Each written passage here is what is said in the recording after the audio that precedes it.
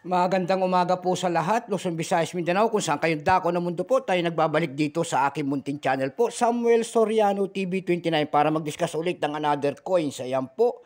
At ito po ay ating hilig, pangungulikta po ng barya. Yan ang aking parating sinasabi po, pangungulikta po ang ating hilig. Kinukulikta ho tayo ng barya at isa ho tayong kolektor. Ayan po.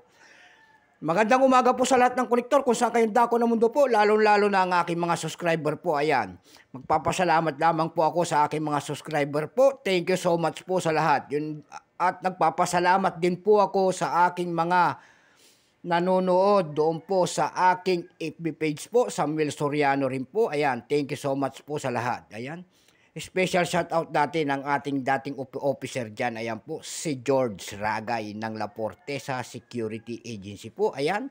At saka si Sir Torel. Ayan po. At saka si Madam Castro po ng La Portesa po. Ayan, binati ko na kayo. Binati na kita, Sir Ragay. Ayan po, yan ang napakabait kong inspector dati. Ayan po. Magandang umaga po sa lahat. Ayan po.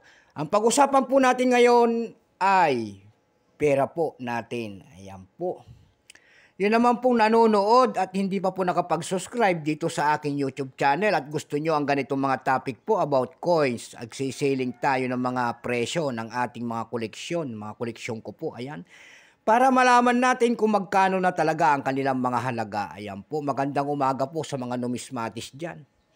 Pag-usapan po natin ngayon ay ang pera ho natin. Ayan.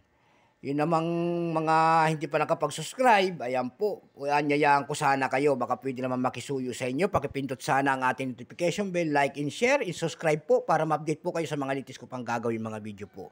Ang pag-usapan po natin ngayon ay pera po ng ating bansa. Ayan po, makikita nyo po ang isang imahe ng isang lalaki, ayan po. Ayan, nakikita nyo po siya. Siya po ay si Lapu-Lapu, ang hari po ng Mactan. And then 1 centimos. Pagkatalikod ho, makikita ho natin na 1949 ang pagtatagpo niyan ng ating Bako Sentral. And then 1982 po ang kanyang year. At isang imahe po ng isang lalaki na andang makipagdigma. At ang bagong lipunan series. Ayan. Bago tayo magsimula sa ating talaking, kilalanin mo muna natin siya. Siyempre, issue po, Philippines po, period, Republic, 1946 up to date po, type, standard circulation, coins, years, 1979 hanggang 1982 po, value nito, 1 centimos po. Currency, piso, 1967 up to date po, composition po nito ay aluminum, may bigat po itong 1.22. Ayan, sorry po, grams. May haba pong 19 mm po, may kapal po naman itong 1.9 mm, hugis po, siyempre, square with rounded corners. Ayan. Demonetized na po ito. Yes. Orientation, middle alignment number, M-7833. Reference number KM-224. Ito pong year 1982 na ito po ay BSP Mint.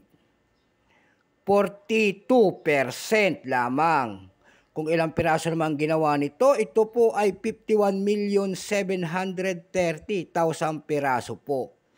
Dalawang klaseng inilabas nito, may proof po ito. Ang kanyang proof po ay 1% lamang. Ayan. Dako tayo sa kanyang price. Ayan po. Doon sa EB.com po nito, may nagbebenta na po ng $6.93. Mayroon din tayo nakitang 289 pesos. Sa Carousel Pits naman po, may 26 pesos nagbebenta nito. Nagkakahalaga po ng 300 pesos. Yan lamang po ang aking may babahagi. Ayan, at sagad na po. So hanggang dito na lamang po, Luzon, Visayas, Mindanao, kung saan kayo dako ng mundo po. Keep safe po sa lahat and God bless.